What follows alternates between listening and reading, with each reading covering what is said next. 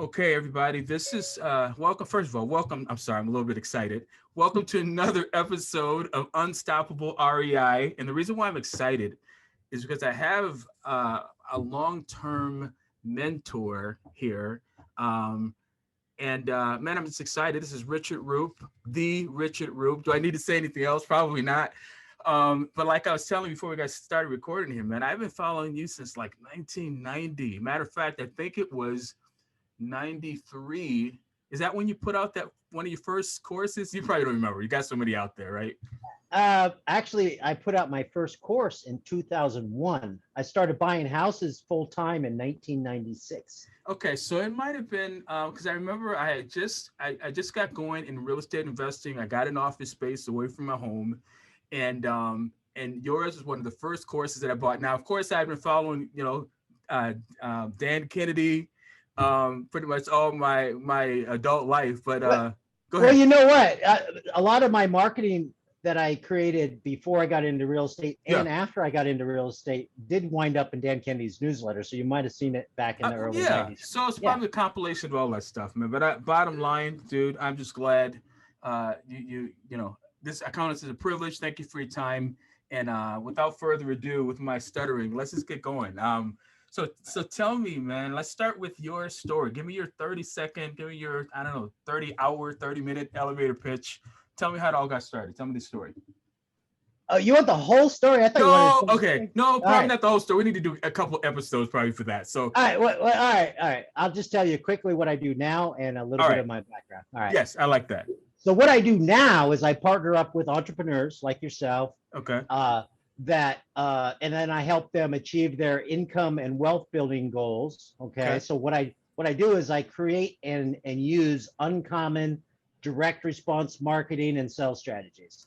So Love it. my expertise is in buying better than no money down, Okay. creative real estate investing, right? Yeah. And also that information marketing, right? Got it. Before I got into real estate. So today I work closely actually with a lot of the real estate gurus and a lot of real estate educators, mentors, Okay. coaches, and that type of thing. I love And that. I have some JV partners where we buy a lot of houses. Okay. But you still do invest creative real estate stuff, right? Or not so Yeah, much anymore. Okay. I have JV partners because I don't Okay. like doing it all. I like to be the high level guy. Okay. So one of my JV partners, we're buying a bunch of houses, and I'm training his acquisitions guys. I'm creative, and a lot of these guys don't know how to do creative deals. Yeah. Yeah.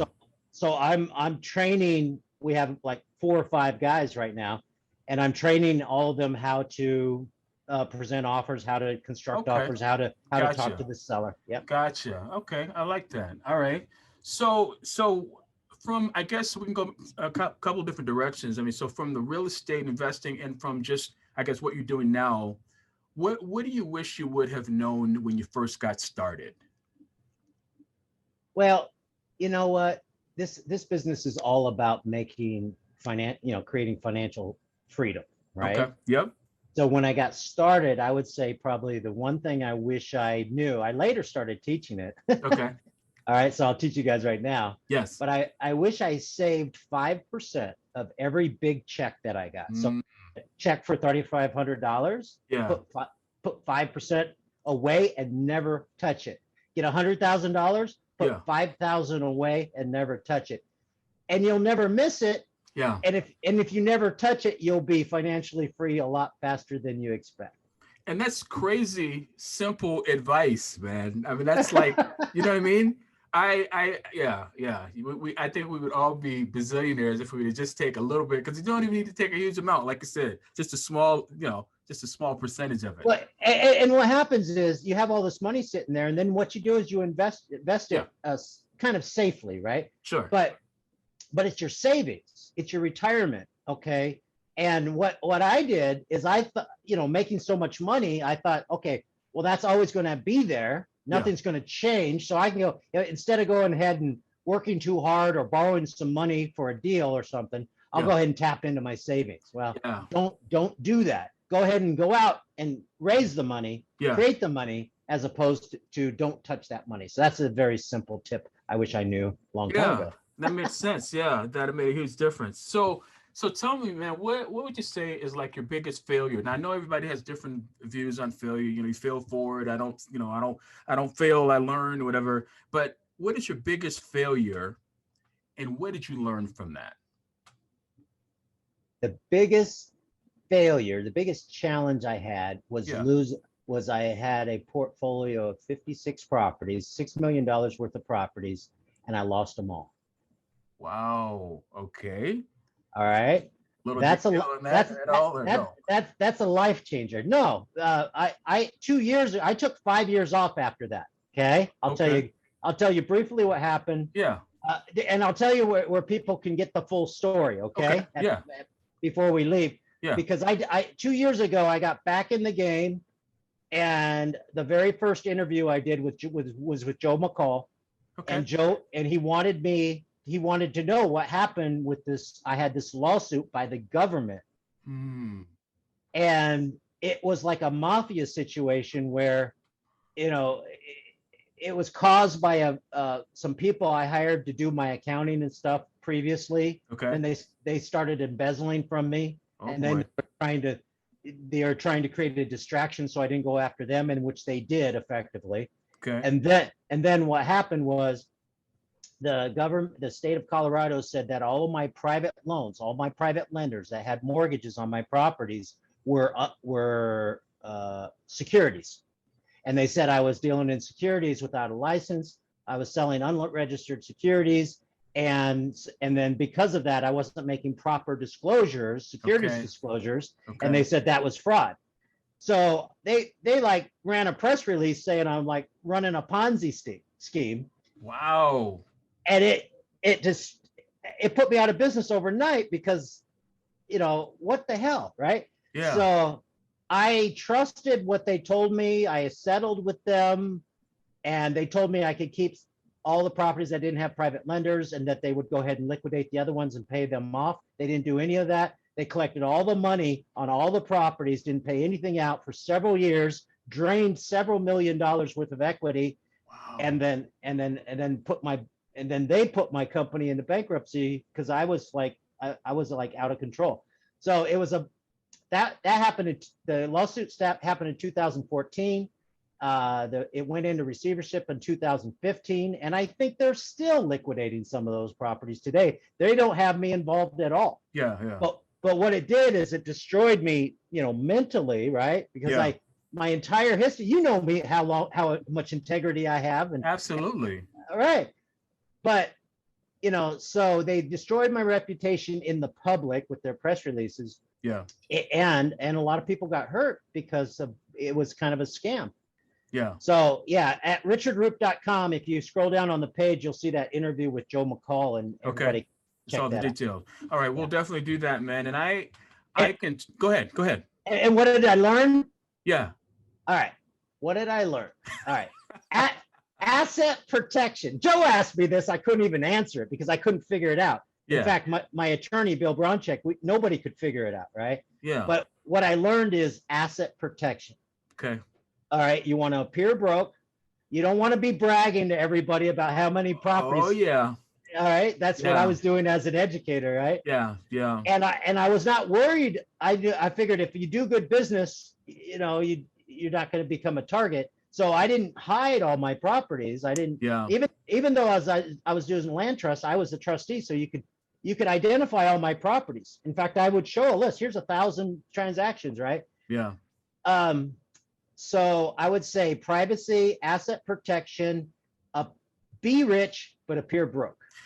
You know what? You hit the nail on the head. And I was just as you were saying that, I was thinking. First of all, Bill Bruncheck is the guy. I love him. Do you Yeah. still work with him?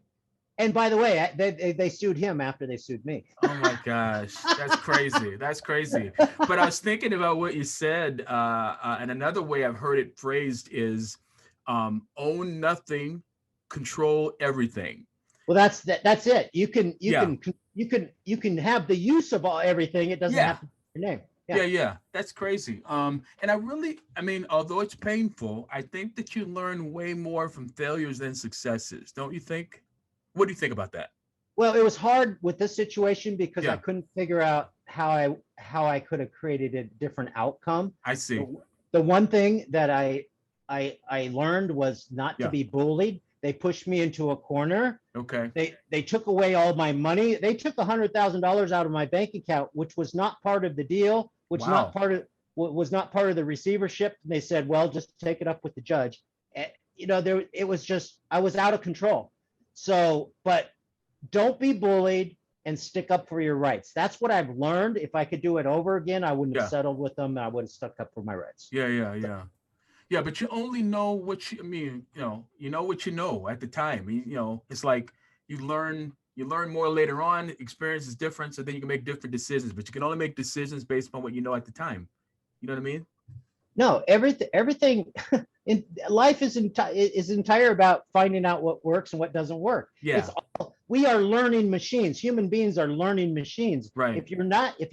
You don't have momentum. If you're not doing things, if you're Yeah. not taking action, you're not going to learn anything. Yeah. Yeah. And if you're not learning, you're not growing. I mean, either And growing or you're dying. if everything was absolutely perfect, you wouldn't have any happiness because you got to have that contrast. You And do. yes, yeah, those failures. Now that you asked me the biggest lesson, that's Yeah. like the biggest thing. I've made we all make mistakes, right? Absolutely. But Yeah. Yeah. you learn from them. You learn. Yeah, you do. And I think that you have to not be afraid, particularly like you. I call it being shot out of the sky. I've been shot out of the sky a lot, a lot of failures, and almost to the point where I feel like, maybe one of the most valuable things that I could offer to someone is to show them what I've done, here's what not to do, kind of a thing. But you can't be afraid. You can't allow the possibility of making a mistake stop you from moving forward and taking action. You know what I mean? Because you got to learn from it. No, Yeah. The only way to fail is to not try. Yeah, that's right. That's the only way to fail. Now, when I came back after taking 5 years off from real estate, and I had some old coaching clients and asked me, hey, I had my buddy in LA want me to help him sell his $8 million mansion. I had an old coaching client that wanted to start a mastermind. And I'm going, why am I not doing what I love? Right. Because it was that mental mindset. So I came back in the game. And when I started reconnecting with all my buddies, every single person I sat down with had their own big catastrophe in their life. Yeah. Everybody has it. So everybody does. Yeah. You'll make it. You'll get through it, learn from it, and just go on to higher and better things, which I'm doing now. Absolutely. Which is great. One more thing about that. I love what you're saying about this stuff, because you're absolutely right. Everybody has them, but I think the key is you've got to surround yourself with the right people, because if you isolate yourself, which a lot of people tend to do when you have a big failure, you isolate yourself and you lick your wounds and whatever, and you miss out on the opportunity to identify what the lessons are and get built up by your friends and get back out there, and you know what I mean, because it seems like I don't know. Anyway, that's valuable. Yeah, I think who you hang out with is key. Is everything. And if you're hanging out with people that drag you down, just don't spend time with them. Yeah. That's no good. Okay, this could be a whole series of discussions on just this, but so let me ask you about resources. What have been some of the best resources that you've used? I would say maybe the top 2 or 3 resources that have helped you, or maybe continue to help you now, even. Like people or people, or actually no, not the people. I'll ask you about the people in a minute, but if that's been your best resource, cool. Tell me what the resources have been, good resources for you that have helped you along the way. Well, resources for personal growth, for sales success, for creating money, for maybe a little bit of both. Let's just top ones. Yeah, I mean, I know there's a lot of them because you have a lot of different hats that you wear, but yeah, just name a couple of good resources that have helped you along the way in any one of those areas. Well, neuro-linguistic programming. I was the marketing director for Dr. Ted James from 1988 to 1994. That's how I became a marketing expert, by studying all the gurus. Okay. And that was the solution to building a multi-million-dollar company over 6 years. But what we taught people is neuro-linguistic programming. He had a certification course, he had a book, he did one-on-ones. Okay. But what I did is I created products. I had him write his second book, The Secret of Creating Your Future. We had the Secret of Creating Your Future weekend. We had the Secret of Creating Your Future home study course in Nightingale Conant and on TV. Okay. And that was our product. But that NLP training, the way I learned it Yeah. changed my life, especially this secret of creating your future process, where you can create what you want out in the future in your mind, knock out all the obstacles in your mind, and then automatically get it. Wow. Is that like The Secret, or is that where The Secret came from, or is there a connection in that at all, or what? The secret is the law of attraction. Yeah. So that's an element of it. And the Okay. main element is focus on what you want, not what you don't want. Right. Okay. And so the process is get really clear on your vision of ideally how you want things to be a year from now. Right. Okay. And Okay. if you're going to set a goal a year from now, it's like step into that picture, experience exactly how you want it, Okay. and then turn around and see if there's any obstacles. But basically create that vision, then figure out how you're going to do it. A lot of people do it backwards. They say they think they have to figure out how they're going to do something before they set it as a goal. No, if it's realistic, if it's set what we taught is SMART, specific, measurable, achievable, relevant, and timed. If you have a SMART goal, Yeah. and it's important to you, that's a real key. It's relevant, right? Yeah. Then go ahead and set it. And you talk about being unstoppable. Yeah. All right. Don't set any goals a year out from now unless you're 100% committed to them. Okay. Make sure that they're important to you. Okay. And then do whatever it takes to get there. If it's important to you, you want it, and you go ahead and commit to it, and then figure out how you're going to do it. Got it. And you said something that was really key there. The foundation is focusing on what you want and not what you don't want.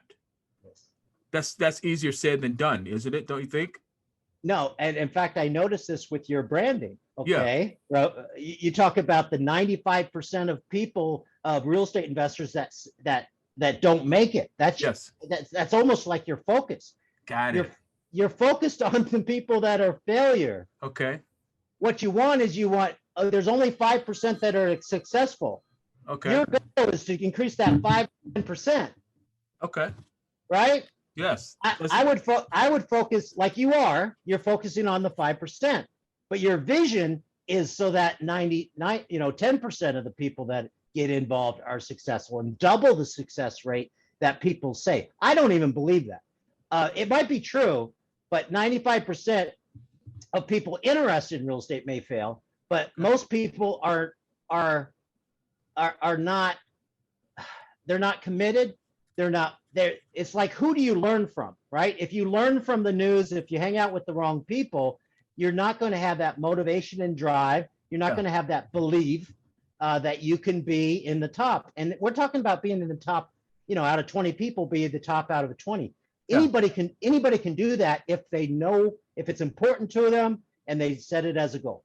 That's really great advice. So what you're saying is, so focus all my attention on the 5% and growing that number, as opposed to not ending up in the 95%. That's the law of attraction. Got it. But you know what's so interesting? A little tweak can make all the difference, because you're thinking that, hey, well, this is cool. I mean, I got a goal. I'm making, progress every single day and all this stuff, but you're just off by just enough that, 5-10 years down the line, you're going to be 180 degree difference, and that's really, and I think that's the importance of surrounding yourself with people like you that can coach you and can say, hey, listen, basically you're in good shape, but here's the little, here's a couple tweaks, even like with your copywriting. Yeah. That's what I do when I work with influencers. They're making a lot of money. Yeah. They're very successful. And I can go in and look at the different elements of their sales and marketing process and make those little tweaks. Yeah. I love that. That make huge differences. I can do that in any business. I love that. So, all right. So tell me, man, I didn't expect, I knew this was going to be great, but this is way more information than what, we can go 1,000 different directions. I'm just trying to control myself, stay calm here. Who have been your biggest influences? I would say maybe your top 3 influences of all time, the biggest ones. Dan Kennedy, number 1. Okay. All right. When I started studying marketing and as the solution to creating sales in our business, I studied Dan Kennedy, Jay Abraham, Ted Nicholas, Gary Albert. Those are my marketing gurus. Dan is actually the guru of the gurus. Yes. And all of the most successful old timers and now the new timers, they're like, came from Dan Kennedy's evergreen strategies. And Yeah. so people have called me the Dan Kennedy, for real estate investors. But I'm teaching what I learned from him because it works, right? Yes. And he's a great guy. He's a buddy of mine. In fact, when he was, everybody thought he had passed away. Yeah. And he was on a hospice. I wanted to go meet with him, but and I achieved my goal. They invited me to go record a video for his company on copywriting in July of 2020, and so I got to see him, and Wow. and he's still around. He's doing great. I wanted to buy his company, but Russell Brunson bought it. I was just going to ask you about that. Russell kind of is bringing it around to younger people now. Like you said, there's a lot of the old time guys. I mean, yeah. And so Dan, he's a legend. Yeah. My next person would be Ron LeGrand. I studied like Carlton Sheets before that and a few other people before that. But Ron, when I went to his conference, I bought all his stuff and I started using it. Yeah. I liked it because he's a great marketer and he had a good marketing approach to his system, and it's creative, lots of options. And I just liked it and I implemented it and it works great. And we become great buddies. He actually hired me to work on a bunch of his projects. He has me working on one right now. But we used to do a lot of stuff together. Now we're kind of doing our own thing. Yeah. But he's a legend. Again, he taught a lot of people. I'm actually going to be with Robert Allen at the end of the month in Utah. And Robert is actually taught Ron. Absolutely, yeah. And Carlton Sheets probably taught Robert Allen, right? And it's on and on, right? Yeah. All right. So Ron, and then all of Ron's best students, I guess, are great. And then the third person, and then I have a fourth, but the third person is Tad James, my partner with Advanced Neurodynamics, NLP.com. He changed my life with that, what I learned with him and how I grew with him. And then I have a new mentor. I don't really follow him that much, but everything I've learned, I'm pretty impressed with, and that's Elon Musk. Okay. All right, because he is creating amazing products. He is doing things nobody's ever done, and I'm just impressed by that. So. Interesting. Okay, man, that's great. Those are great people. So, actually, I'm skipping some questions here. I would love an opportunity to talk to you again, so we'll have to maybe do this. But how can people reach out to you? How can they connect with you? How can they connect with you? I usually have some really good free stuff on kind of the mental mindset that we're talking about right now. I have some of that now, and also on the marketing side. Yep. And on so I go to richardroop.com. So that's ROOP, Richard Roop, like in poop, right? Yep. richardroop.com. And at the top, it says there's a link that says free resources. That will take you to Repodia.com, where I have I've created hundreds and hundreds of programs. Okay. And so some of my recent stuff that I've created, I have in the category called free, and just unlock them. It's totally free. And I probably should follow up more often to that list of people getting that free stuff, but I'm busy. Yeah. I love it. So last question here, until we meet again, because you're not gonna ever get rid of me. I guess two questions. How do you define the word unstoppable? You kind of started a little bit earlier. How do you define that? And then what are you doing? What have you done to make yourself unstoppable where failure is concerned? And not just in real estate, obviously, but just in life. All right. So one of the things I learned with Tad James was there is no failure. Okay. Only feedback. Okay. I heard you say that before. That. Yes, I tell people all the time, right? Now, I think being unstoppable is, you can think of yourself as being fearless. I have a program called the Fearless Investor, where we identify 52 different fears people say they have. I break them down into 7 categories, and I tell you how to overcome each 7 categories. So fear is not an issue. The biggest thing is to analyze your fear and notice that it doesn't exist. Okay, that's the one thing you can take away from this. But being courageous and committed. We talked about being committed. If you're committed to a goal or an outcome, and it's important to you, nothing should stop you. Okay, so get Okay. committed and get courageous and take action with fear. Okay. Okay. Now the other thing is you have a responsibility. You have the ability to respond. Okay. The only what you can control is your conscious mind. You can reprogram your unconscious mind, which is our habits, right? That we just when we don't think about it. But if you think about it, you can change anything. So if you don't like the outcome, then you can or the response, then you can change your communication or change your action. So you have that responsibility, your ability to respond. And most people don't think about it, and they just operate unconsciously and by habit. Okay. So take that control. You have nobody has that control like human beings, right? Okay. And then but remember, you're not a victim. One of the things we taught in The Secret of Creating Your Future is take 100% responsibility for everything that happens, because if you give up any of that and say it's outside of me, it's the economy, it's the government. That's why I had so much trouble with that lawsuit, because I wanted to own it, but there was nothing to own, right? It was a mental F, Yeah. So just don't act as a victim. Realize that just assume you're responsible for everything. Then you have the control to change it. If you give it any ounce you give up that control. So don't be a victim. Man, this is like $1 trillion advice that you're giving here. This is crazy. So, hey, listen, man, we're coming to the end of this. I so appreciate your time. Can we connect again? Would that be okay? Can I reach out to you again? Do you have, I would love to do that, because you opened up, man, all kinds of subjects that I hadn't even thought of, including my branding. You just I'm just shut down my website. I'm shutting everything down. But I would like to talk with you more about that, because that makes total sense. But anyway, man, so I'm getting all kind of screens, messages coming up. I don't know if you saw that. Anyway, cool. Thanks for your time, man. Have a great weekend. Wish you all the best in all your stuff. And you will definitely be hearing from me again. Just don't forget about me. Pick up. Nah, you're good. I know you're good.